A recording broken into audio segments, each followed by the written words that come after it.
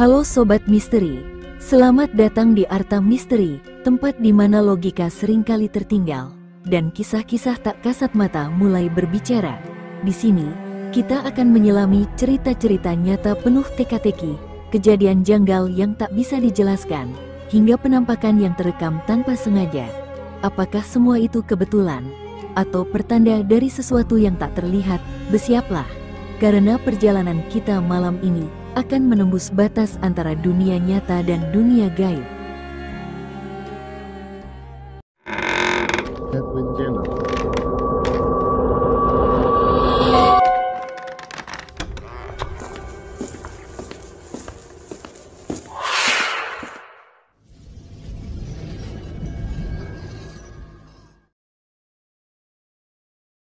Di sebuah desa kecil di Jawa Timur, warga pernah geger karena kurban besar-besaran yang tak pernah terjadi sebelumnya. Tapi yang bikin merinding, kurban itu konon bukan dari uang kerja keras, melainkan dari sesuatu yang jauh lebih gelap dan lebih menyeramkan. Ini bukan sekadar cerita buat menakut-nakuti, tapi bersumber dari kejadian nyata yang pernah bikin satu desa kehilangan akal sehat. Desa Hampa, sebuah kampung kecil yang tenang, tiba-tiba berubah jadi tempat yang terasa berat dilangkahi. Orang-orang mulai berbicara pelan, menghindari rumah yang dulunya sederhana, tapi kini jadi paling megah di antara semua. Rumah itu punya Fadil, pria muda yang baru setahun menikah. Tak ada yang menyangka hidupnya akan berubah drastis dalam waktu singkat. Dan bukan karena keberuntungan seperti yang disangka orang. Malam-malam di desa itu mulai tidak biasa. Kadang terdengar langkah kaki kecil di atap rumah, padahal tidak ada anak-anak di luar. Warga mulai kehilangan uang receh. Kunci rumah sering berpindah tempat sendiri. Dan yang paling membuat bulu kuduk berdiri, ada suara cekikikan kecil seperti tawa bayi, tapi bukan dari bayi manapun.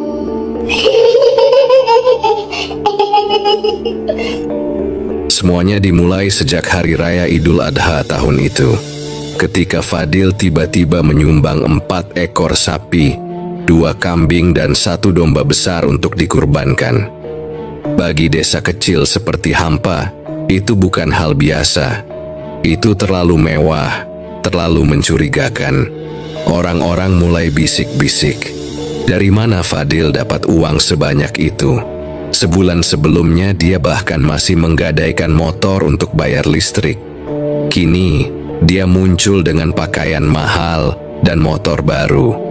Tapi bukan hanya itu yang mengusik warga. Seorang nenek yang tinggal di ujung desa bersumpah melihat anak kecil botak berlari di depan rumah Fadil tengah malam, telanjang dan tanpa suara langkah. Matanya hitam semua, kayak bukan anak manusia, katanya. Tapi warga hanya tertawa, mengira sang nenek berhalusinasi. Namun keanehan demi keanehan makin sering muncul. Seekor kambing milik Pak Hadi tiba-tiba mati dengan mata melotot dan darah habis terkuras. Di malam yang sama, Pak Hadi mengaku mendengar suara tangisan bayi dari dalam kandang. Suara itu berhenti ketika dia mendekat dan berganti dengan suara cekikikan.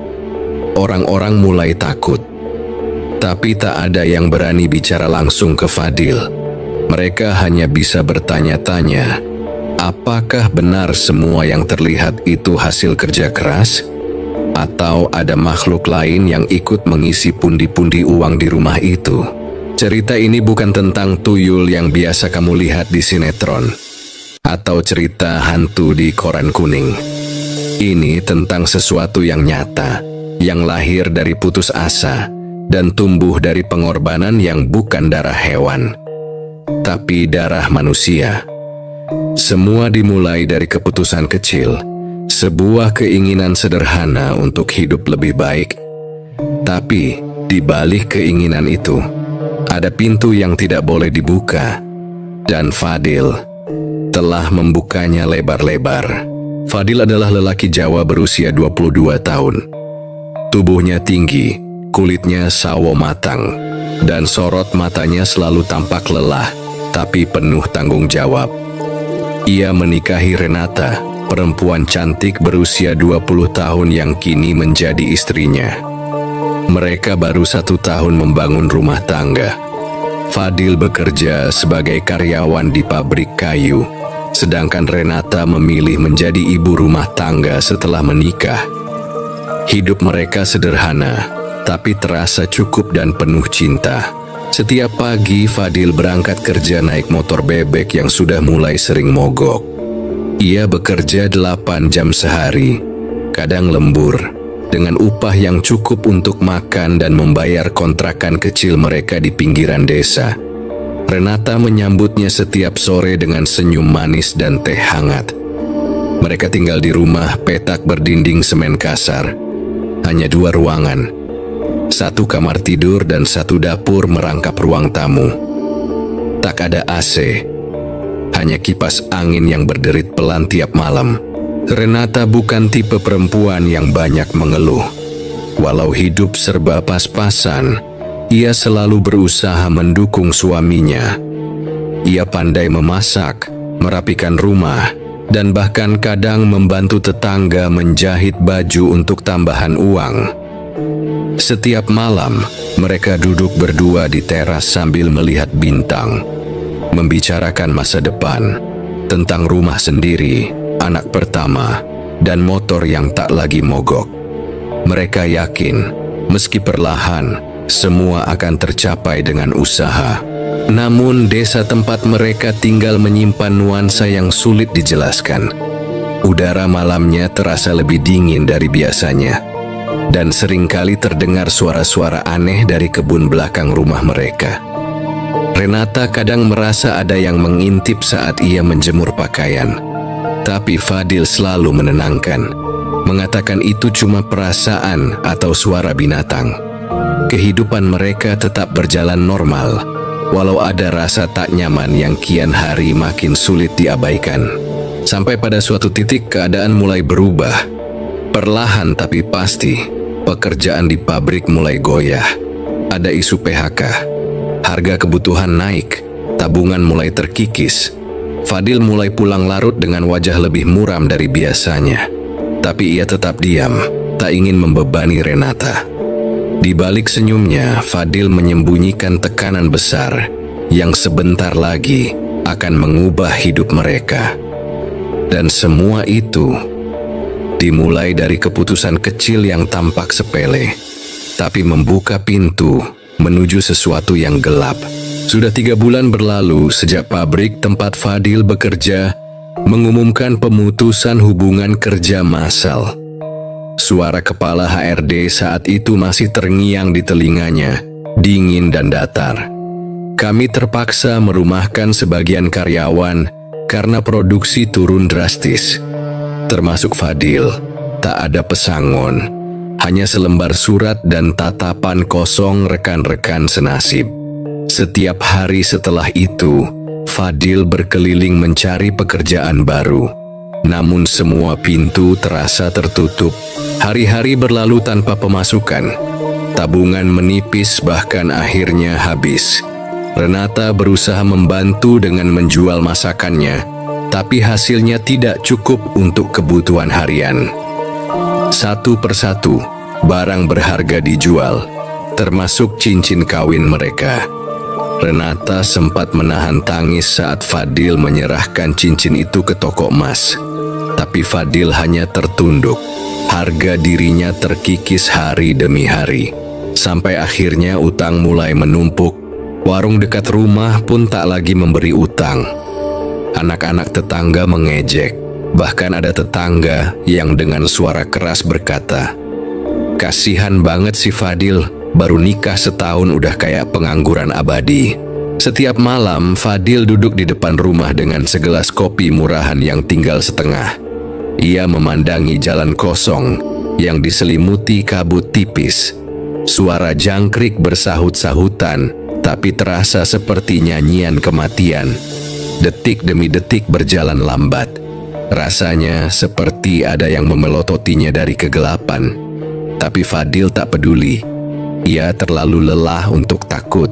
Malam itu, ketika Renata tertidur lebih awal karena kelelahan, Fadil menghidupkan rokok lintingnya sendiri.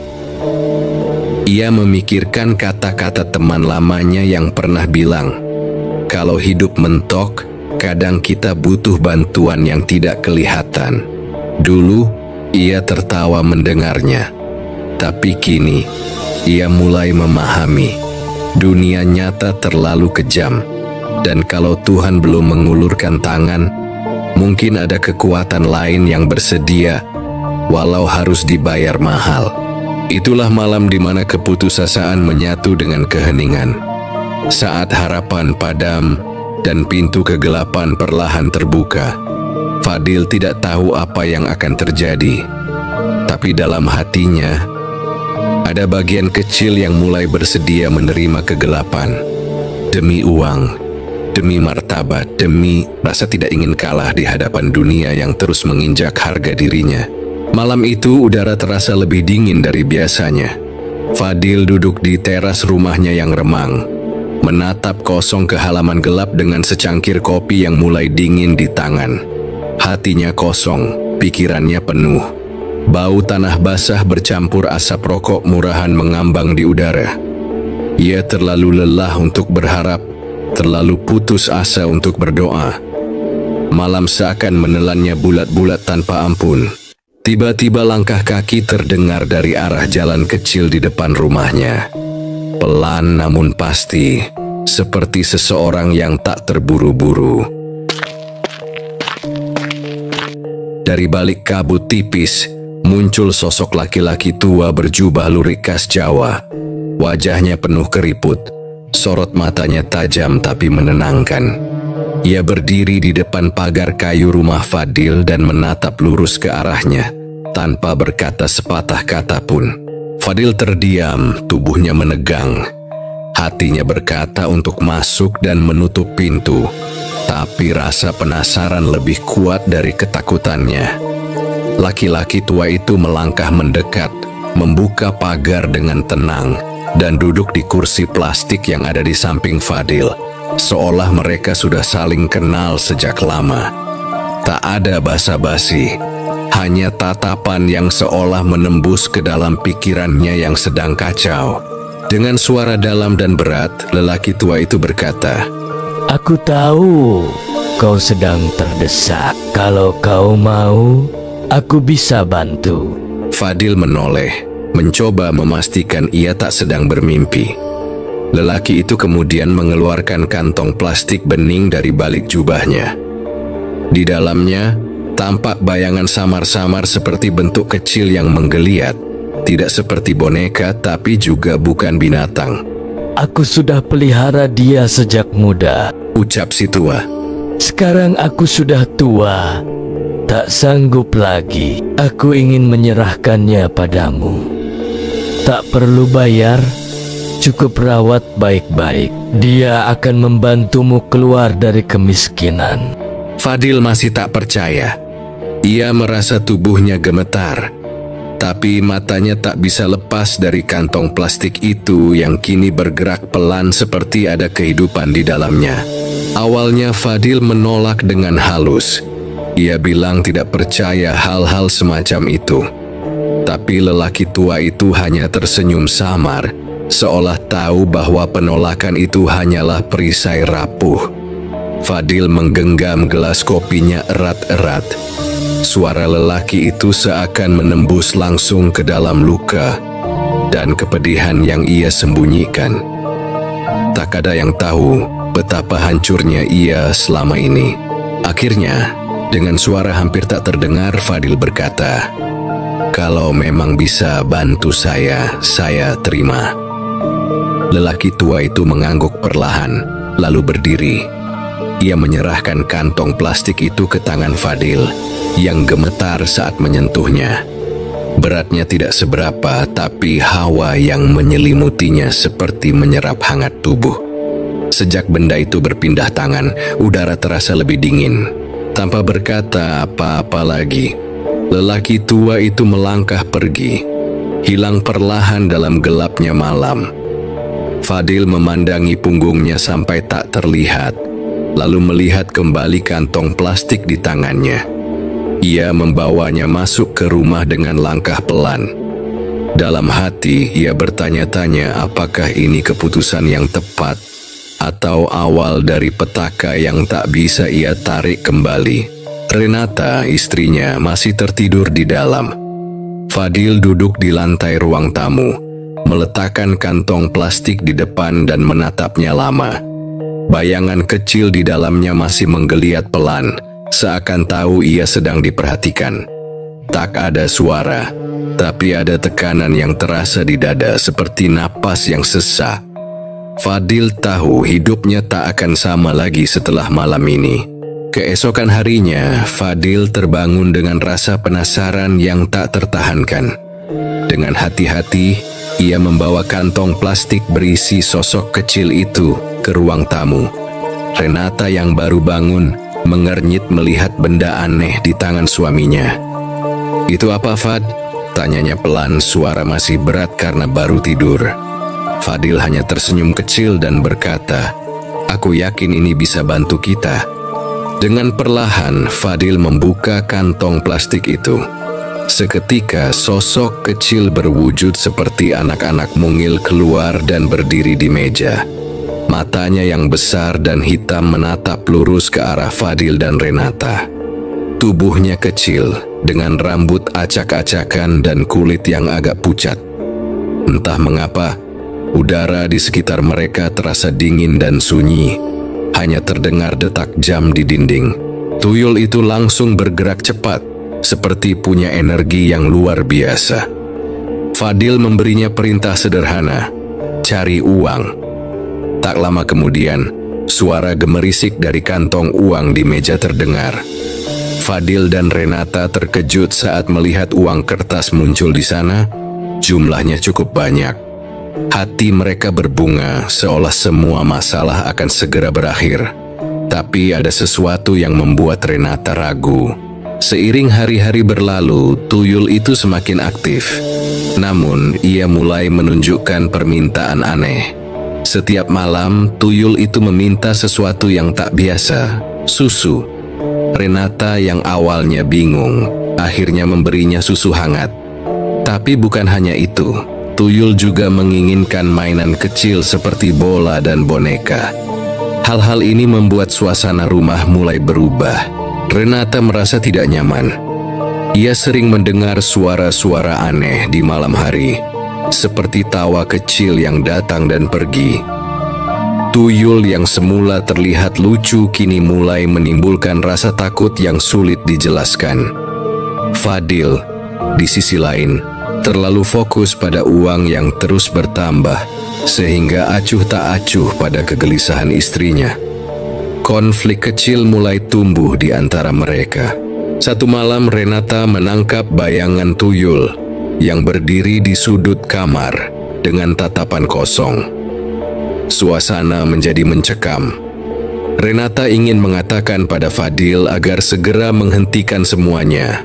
Tapi rasa takut dan ketergantungan membuatnya bungkam.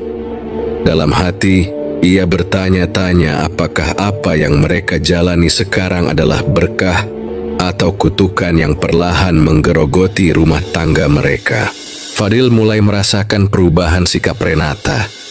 Istrinya yang dulu ceria kini terlihat letih dan sering termenung. Namun, dia masih memilih mempercayai tuyul itu sebagai jalan keluar dari kesulitan mereka. Malam-malam yang dulu penuh kehangatan kini digantikan oleh kesunyian dan bisikan yang tak kasat mata. Mimpi buruk mulai menghantui tidur mereka, tapi mereka tak punya keberanian untuk membicarakannya. Tuyul itu seperti makhluk dari dunia lain yang perlahan menguasai kehidupan mereka. Setiap malam permintaan tuyul semakin bertambah. Tak hanya susu dan mainan, tapi hal-hal yang membuat Renata merasa semakin terjebak. Fadil, yang terlalu terbawa arus kekayaan mendadak, mulai kehilangan kendali atas keadaan. Mereka berdua semakin tenggelam dalam dunia yang tak pernah mereka bayangkan sebelumnya. Setiap malam Renata duduk di sudut kamar. Tuyul kecil itu duduk di pangkuannya, menghisap susu dengan lahap. Awalnya Renata merasa aneh dan jijik, tapi rasa takut membuatnya terus melakukannya. Tubuhnya semakin lemah, matanya yang dulu cerah kini mulai terlihat sayu dan penuh beban. Fadil semakin senang dengan hasil kerja tuyul itu. Uang terus mengalir deras, dan semua kebutuhan mereka terpenuhi tanpa harus susah payah lagi. Ia bahkan mulai melupakan betapa letihnya Renata setiap malam menyusui makhluk aneh itu. Suara tawa kecil tuyul kadang terdengar di tengah malam, membuat rumah itu semakin penuh misteri. Tapi Fadil tak peduli, yang penting mereka tidak lagi kekurangan. Renata sering merasakan dingin menusuk tulang saat memeluk tuyul itu. Ia mulai mengalami mimpi buruk, di mana dirinya menjadi lemah dan tak berdaya, sementara sesuatu yang gelap dan menakutkan mengambil alih tubuhnya.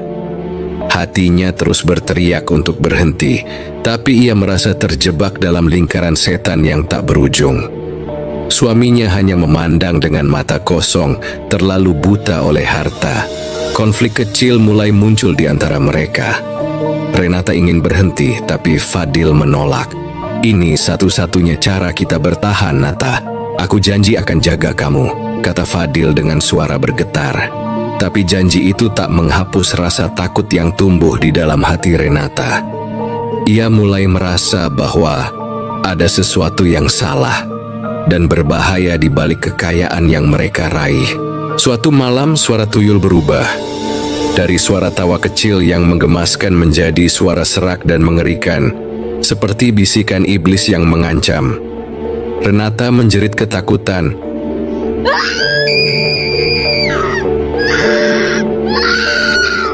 Tapi Fadil hanya menenangkan sambil mengelus rambut istrinya. Namun di dalam hati, ia mulai merasakan ketakutan yang sama. Apakah yang mereka lakukan ini benar? Kesehatan Renata terus menurun, sementara keanehan di rumah itu semakin nyata.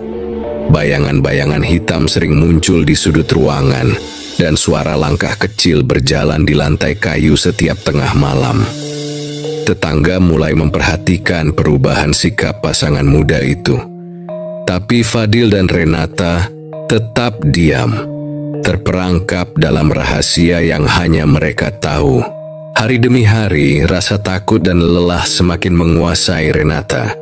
Ia merasa dirinya seperti kehilangan jiwanya sendiri. Tapi ia tak punya keberanian untuk mengungkap semuanya. Sementara Fadil semakin tergila-gila pada hasil tuyul, lupa bahwa kebahagiaan sejati bukanlah hanya soal uang. Rumah yang dulu penuh cinta kini menjadi sarang kesedihan dan misteri. Kekayaan yang tiba-tiba menghampiri Fadil dan Renata membuat mereka semakin percaya diri. Rumah yang dulu sederhana mulai direnovasi, motor baru mengkilap parkir di garasi, dan barang-barang mewah mulai mengisi ruang tamu.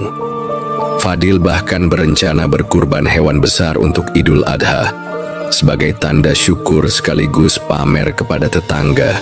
Semua berubah drastis, tapi tidak semua orang senang. Di balik senyum dan kemewahan itu, bisik-bisik mulai muncul dari tetangga. Ada yang mengerutkan dahi saat melihat bayangan anak kecil berlarian di sekitar rumah Fadil malam-malam. Ada pula yang kehilangan uang secara misterius. Mereka mulai menghubungkan kejadian itu dengan keberuntungan Fadil yang datang begitu cepat. Tatapan penuh curiga dan bisik-bisik mengelilingi rumah itu seperti kabut tipis yang terus menebal. Renata yang dulu ramah dan hangat kini tampak berbeda. Ia sering termenung dan jarang berbicara panjang. Wajahnya yang dulu cerah kini terlihat letih dan sayu. Meski begitu, Fadil tetap bersemangat dengan perubahan hidup mereka. Ia tidak peduli dengan bisik-bisik tetangga. Malah kadang mengejek orang-orang yang mempertanyakan sumber kekayaan mereka. Rasa puas dan bangga mulai menguasai dirinya.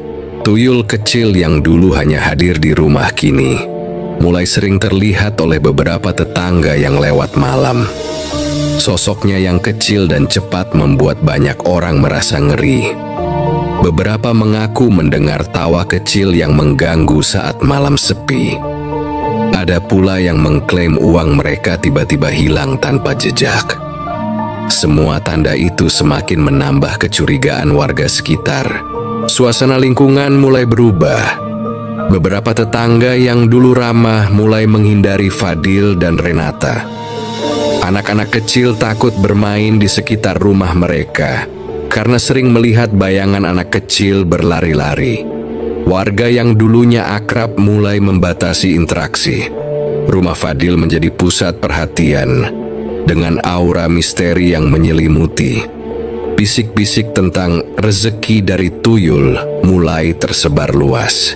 Di tengah kegembiraan dan kemewahan, Renata mulai merasa terasing.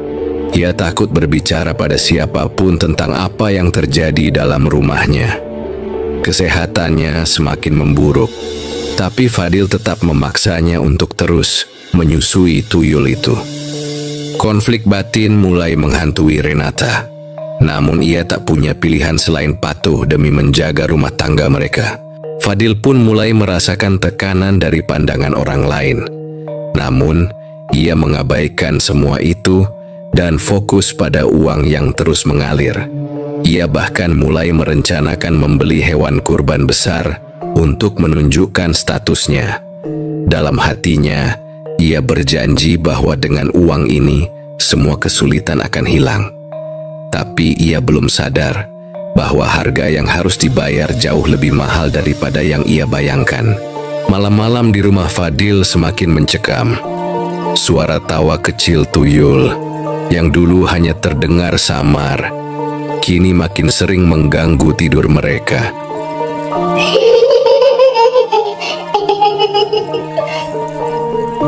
Bayangan gelap dan langkah kaki kecil menghantui setiap sudut rumah. Warga yang melihat itu mulai takut dan menjauhi. Tapi Fadil dan Renata tetap terjebak dalam lingkaran kekayaan yang penuh teror ini. Tanpa tahu bagaimana caranya keluar, malam di rumah Fadil kini bukan lagi waktu untuk beristirahat. Renata, yang harus menyusui tuyul setiap malam, mulai merasa sangat lemas. Tubuhnya yang dulu sehat perlahan melemah.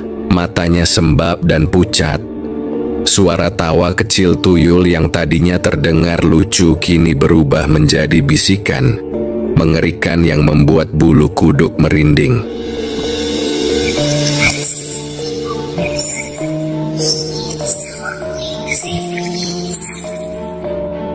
Bayangan hitam yang sering muncul di sudut ruangan semakin menambah ketakutan. Setiap kali Renata menyusui, rasa dingin menyelimuti seisi rumah. Angin yang berhembus terasa seperti bisikan gaib yang memanggil-manggil nama mereka. Suara napas berat Fadil yang gelisah kadang terdengar bersamaan dengan langkah kecil tuyul yang berlari di lorong rumah. Ketegangan dan ketakutan mulai menguasai rumah itu. Tapi Fadil tak pernah membiarkan Renata berhenti. Renata sering merasakan ada sesuatu yang mengikuti setiap langkahnya. Kadang bayangan kecil bergerak cepat di belakangnya. Tapi ketika ia menoleh, tak ada siapapun. Kegelapan yang menyelimuti rumah mereka seperti hidup, menelan harapan dan kebahagiaan yang dulu mereka miliki. Suara pintu berderit dan detak jam dinding semakin sering terdengar di tengah sunyinya malam, menambah rasa mencekam. Fadil yang tadinya gembira dengan keberuntungan uang tuyul, mulai merasakan perubahan aneh pada dirinya sendiri. Ia merasa seperti ada yang mengawasi dan mengontrol hidupnya. Tatapannya mulai kosong dan dingin, jauh berbeda dari pria yang dulu penuh semangat. Ketakutan yang selama ini ia abaikan mulai merayap masuk ke dalam pikirannya, tapi ia enggan mengakuinya. Renata menangis sendirian di kamar, merasakan tubuhnya semakin melemah dan hatinya penuh ketakutan.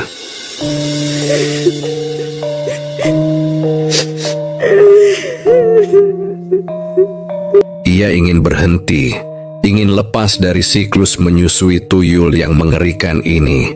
Tapi rasa takut dan rasa bersalah menahan langkahnya. Malam menjadi neraka kecil di rumah mereka, di mana suara tawa tuyul dan bisikan gelap menjadi musik yang menghantui tidur mereka. Lingkungan sekitar juga mulai merasakan aura negatif yang berasal dari rumah Fadil. Tetangga yang dulu hanya bergunjing, mulai merasa takut untuk mendekat. Beberapa mendengar suara aneh dan melihat bayangan anak kecil berlarian saat malam hari. Suasana yang dulu hangat berubah menjadi mencekam, dan rumah Fadil menjadi pusat cerita horor yang menyelimuti seluruh kampung. Fadil semakin sulit tidur. Mimpinya dipenuhi oleh bayangan tuyul yang menuntut lebih banyak lagi. Ia merasakan adanya tekanan yang terus meningkat, seolah ada sesuatu yang tak bisa ia kendalikan. Tapi demi uang dan harapan akan kehidupan yang lebih baik, ia menekan perasaan takut itu jauh ke dalam hati. Semakin dalam ia tenggelam, semakin kuat ikatan dengan tuyul itu. Ketegangan memuncak ketika Renata mulai kehilangan tenaga dan nafasnya tersengal-sengal. Fadil mulai khawatir, tapi keputusasaannya untuk mempertahankan kekayaan membuatnya tetap memaksa Renata. Malam-malam di rumah itu menjadi medan pertempuran antara harapan dan kehancuran. Suara langkah kaki kecil, tawa seram, dan bisikan gelap semakin memenuhi ruang yang dulu penuh cinta. Suatu sore yang kelam, seorang ustaz tua datang ke rumah Fadil dengan langkah mantap. Wajahnya serius dan penuh kewaspadaan. Ia membawa sebuah tas kecil berisi alat-alat untuk membersihkan energi negatif. Dengan suara tenang namun tegas, ustaz itu memperingatkan Fadil tentang bahayanya memelihara tuyul. Tuyul itu bukan hanya menghisap susu, katanya lirih, tapi juga mengambil sesuatu yang lebih berharga, yaitu jiwa Renata. Fadil mendengarkan dengan campuran perasaan antara takut dan bingung. Harta yang diperoleh dari tuyul memang melimpah, tapi bayangan peringatan ustaz itu mengusik pikirannya. Ustaz melanjutkan, jangan sampai karena nafsu akan kekayaan, kau kehilangan segalanya. Aku bisa bantu keluarkan tuyul itu, tapi kau harus siap menghadapi konsekuensinya. Fadil terdiam, hatinya penuh gelisah. Renata yang mendengar penjelasan ustaz itu hanya bisa menangis pelan. Tubuhnya yang makin lemah terasa seperti diperas energi oleh keberadaan tuyul itu. Ia memohon kepada Fadil agar segera berhenti, tapi Fadil terlalu terpaku pada uang yang terus mengalir. Rasa takut akan kehilangan harta lebih besar daripada rasa cinta pada istrinya. Suasana rumah berubah menjadi penuh ketegangan. Ustaz kemudian memanjatkan doa dan mengusapkan tangan ke sekeliling rumah. Suara azan dan doa-doa mengisi udara. Namun entah mengapa suasana tetap terasa berat dan mencekam. Fadil merasakan hawa dingin yang menusuk tulang dan suara bisikan halus yang semakin keras. Ini bukan perkara main-main, lanjut ustaz. Kalau kau tidak segera melepaskan tuyul itu, malapetaka akan datang. Malam itu, Fadil termenung di teras, memandang bintang yang tersembunyi di balik awan gelap. Rasa takut dan rasa bersalah mulai merayap masuk ke dalam dirinya. Namun, keputusasaan dan nafsu akan kekayaan masih menguasai hatinya. Ia teringat betapa sulitnya hidup sebelum bertemu dengan tuyul itu. Apa mungkin semua ini harga yang harus dibayar untuk memperbaiki nasib? Renata yang sejak dulu ingin berhenti kini semakin rapuh. Tubuhnya lemah, dan matanya yang dulu bersinar kini terlihat kosong. Suara tawa tuyul yang dahulu menghibur berubah menjadi suara yang menghantui. Setiap malam ia merasa ada sesuatu yang menghisap tenaga dan harapannya. Rasa putus asa mulai menggerogoti hati kecilnya yang tak berdaya. Tetangga sekitar pun mulai khawatir. Mereka sering melihat Fadil dan Renata berdebat hebat, dan Renata sering tampak menangis di sudut rumah. Beberapa tetangga yang pernah mendengar cerita ustaz itu mulai menjaga jarak. Rumor tentang bahaya tuyul dan kutukan semakin menyebar.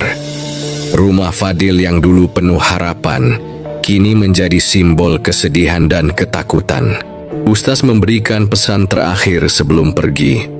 Tuhan memberi rezeki dengan cara yang baik. Jangan cari jalan pintas yang akan merusak hidupmu dan orang yang kau cintai.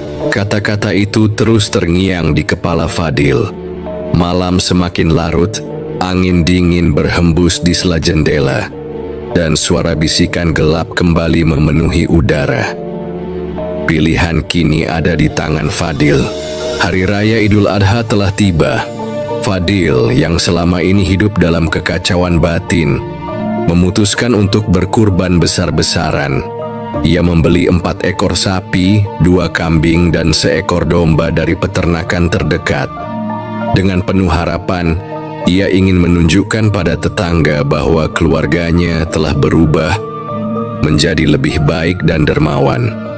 Semangat Fadil terlihat kuat meski hati kecilnya masih bergelut dengan keraguan. Persiapan kurban dilakukan dengan penuh semangat. Renata, walaupun tubuhnya semakin lemah, tetap membantu menata rumah dan menyambut tamu yang datang. Warga sekitar mulai berdatangan, membawa alat dan bantuan untuk membantu prosesi pemotongan hewan kurban. Suasana awalnya ceria dan penuh harap, namun ada bisikan-bisikan kecil yang sulit diabaikan di balik keramaian. Saat sapi dan kambing mulai disembelih, aroma darah dan daging segar memenuhi udara. Fadil menyaksikan semua dengan mata berbinar, merasa seperti menebus dosa-dosa yang selama ini menjerat hidupnya. Ia berharap kurban ini bisa menghapus segala kesalahan dan membawa berkah yang lebih besar. Namun, dalam hati kecilnya, ada ketakutan tersembunyi yang belum terucapkan. Renata yang semakin lemah, hanya bisa memandang dengan mata sayu. Tubuhnya sudah hampir tak mampu menopang beban batinnya. Suara bisikan tuyul semakin keras, membuatnya gemetar. Meski demikian, ia berusaha kuat demi suami dan keluarga kecil mereka. Namun, ada rasa aneh yang mulai menyelimuti rumah mereka. Seperti ada sesuatu yang tak terlihat mengawasi setiap gerak-gerik. Setelah kurban selesai, warga membawa daging ke rumah masing-masing dengan wajah puas dan senang. Tapi tak lama kemudian, rumor mulai tersebar. Ada yang merasa daging kurban dari keluarga Fadil terasa aneh. Bahkan ada yang mengaku bermimpi buruk setelah memakannya. Bisikan-bisikan tentang kutukan dan rezeki dari jalan yang salah mulai merebak di antara warga. Fadil yang mendengar kabar itu mulai gelisah, tapi ia berusaha menenangkan diri dengan alasan bahwa semua itu hanyalah ketakutan tanpa bukti. Ia bertekad untuk tetap menggunakan tuyul demi kelangsungan hidup dan kemakmuran keluarganya. Namun, semakin lama beban psikologis yang dipikul Renata makin berat dan kondisi rumah semakin suram. Malam hari, suasana di rumah Fadil berubah menjadi mencekam. Angin dingin berhembus melalui celah-celah pintu. Suara langkah kaki tak terlihat mengisi lorong rumah. Renata yang tengah tidur mendengar bisikan halus memanggil namanya, membuatnya terbangun dan tertegun dalam ketakutan. Ketegangan meningkat di antara pasangan muda ini. Fadil merasa terjebak antara dunia nyata dan dunia gelap yang mulai masuk dalam kehidupannya. Renata yang dulu ceria dan penuh harapan kini menjadi sosok yang lemah dan penuh ketakutan.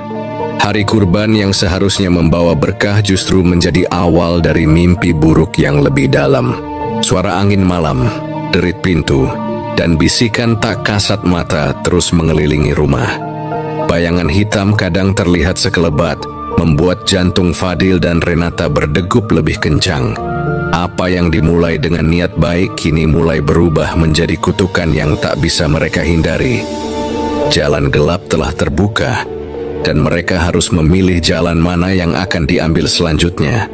Renata tiba-tiba jatuh sakit. Tubuhnya yang dulu kuat mulai melemah drastis. Fadil panik dan segera membawa istrinya ke rumah sakit.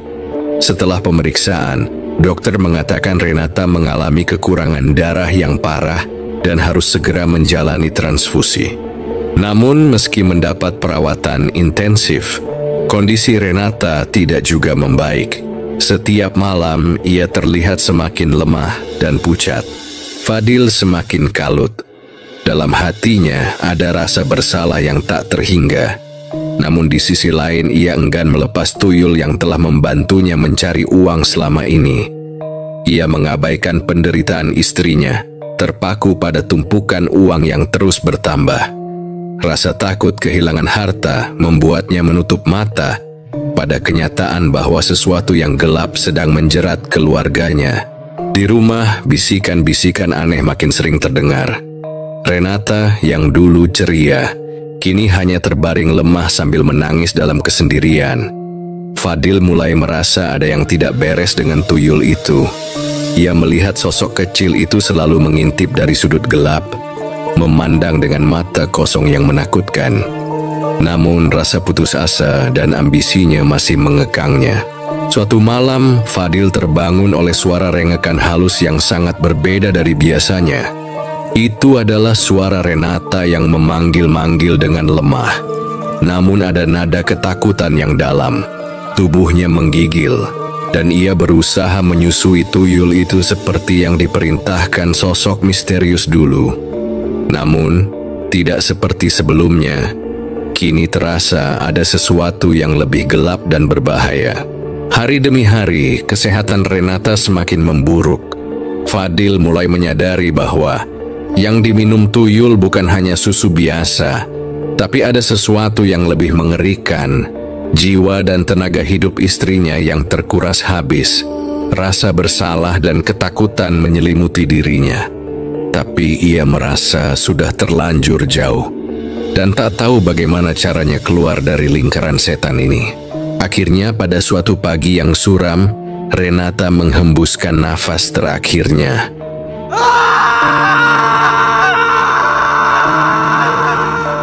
Tubuhnya yang dulu penuh semangat kini hanya menjadi kenangan pahit bagi Fadil. Kesedihan dan penyesalan mendalam menguasai hatinya. Ia tahu harta yang didapat dari tuyul itu tidak sebanding dengan kehilangan yang ia alami. Namun penyesalan itu datang terlambat. Rumah yang tadinya penuh harapan kini berubah menjadi sarang kesedihan dan ketakutan. Fadil berusaha menenangkan diri, namun bayangan Renata terus menghantui setiap sudut rumah. Ia merasa seperti kehilangan bagian terpenting dari dirinya. Di balik pintu tertutup, bisikan tuyul dan bayangan hitam makin menjadi-jadi, menandakan bahwa kutukan ini belum berakhir. Seminggu setelah Renata meninggal, suasana di rumah Fadil berubah menjadi sangat mencekam. Tuyul yang dulu setia mencari uang kini menolak keluar dari kantong plastiknya. Setiap kali Fadil memanggil, hanya terdengar suara tangisan bayi dan tawa seram yang membuat bulu kuduk merinding. Tuyul itu terus meminta susu yang selama ini diberikan Renata, namun kini tidak ada yang bisa memberikannya. Fadil yang sudah kehilangan segalanya, mulai merasakan kesepian dan kegilaan menghantuinya. Suasana rumah yang dulu penuh harapan kini penuh bayangan gelap, dan suara-suara aneh yang terus berdengung di telinganya. Warga sekitar yang mendengar kisahnya mulai menghindar dan bergunjing, menganggap ada sesuatu yang salah dan menakutkan di balik rumah itu. Kegaduhan di kampung semakin menjadi ketika warga mengetahui daging kurban yang Fadil berikan untuk Idul Adha berasal dari hasil tuyul. Mereka merasa tercemar dan menganggap daging tersebut haram. Amarah warga memuncak. Mereka berkumpul dan mendatangi rumah Fadil untuk menuntut penjelasan. Namun, Fadil yang sudah gila tidak mampu berkata-kata dengan jelas.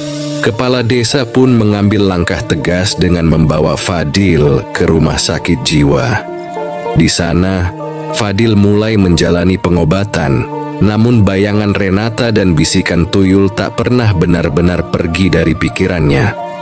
Ia terperangkap dalam dunia yang gelap, antara kenyataan dan mimpi buruk yang tak berujung. Kisahnya menjadi peringatan tentang bahaya mengorbankan nilai kemanusiaan demi kekayaan instan. Malam hari banyak warga yang masih mendengar suara tangisan bayi dan tawa tuyul yang menusuk ke dalam hati. Suasana mencekam itu terus menghantui kampung kecil tersebut, sebagai pengingat bahwa tidak semua rezeki datang dari jalan yang benar. Ada harga yang harus dibayar jika kita memilih jalan pintas yang penuh kegelapan dan kutukan. Pesan moral dari kisah ini sangat jelas. Kekayaan yang didapat dari cara yang tidak baik, seperti melalui pesugihan tuyul, bukanlah keberkahan.